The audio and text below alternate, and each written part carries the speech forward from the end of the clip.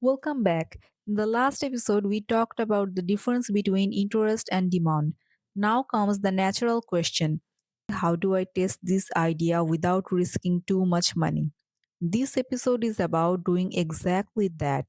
Most people don't fail due to bad ideas, they fail because they bet too much too early. Testing is not about proving yourself right.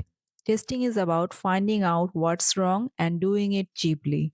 Let's talk about why people overspend too early. Many people believe that testing means building the full product, renting an office, hiring people, designing, branding. They think if I don't look serious, people won't take me seriously. But here's the truth: that belief is dangerous. Serious businesses don't start by flashing cash, they start by being careful. Money spent early doesn't increase demand, it only increases pressure, and pressure blinds you to what matters, which is customer validation. Now, let's clarify something really important. Testing is not the same as building.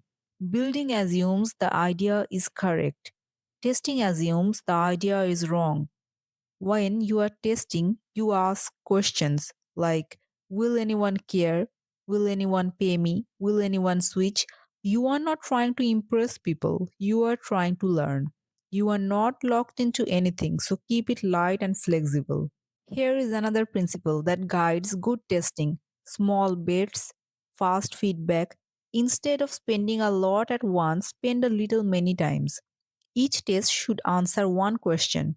For example, will people talk to me about this? Will they give me contact details? Will they prepay or commit? If the answer is no, you adjust or stop. No drama, no ego. Testing is not about holding into ideas, it's about letting them go when you learn they won't work. Now let's talk about practical, low cost testing methods. Here is a few ideas. 1. Manual service first. Do the work manually before you automate. If people won't pay for manual help, they won't pay for software. 2. Pre-selling. Offer the solution before it exists. If no one pre-orders, demand is weak. 3. Landing pages. Describe the problem and solution clearly. See who signs up or asks questions. 4. Direct outreach. Talk to potential customer one by one. Listen for urgency, not compliments. None of these methods require big investment. They require courage and honesty. The point is to test the basic and validate the pain, not to build a perfect product. So, what should you be measuring? Do not measure vanity metrics. Likes, views, and compliments are noises. What matters are follow ups, questions about price, requests for timelines, willingness to commit. If people don't move closer to the payment, the test has failed.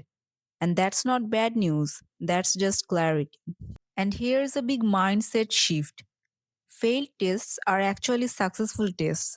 A failed test saves you money, it prevents you from building something nobody wants, locking yourself into a bad direction, or losing confidence later.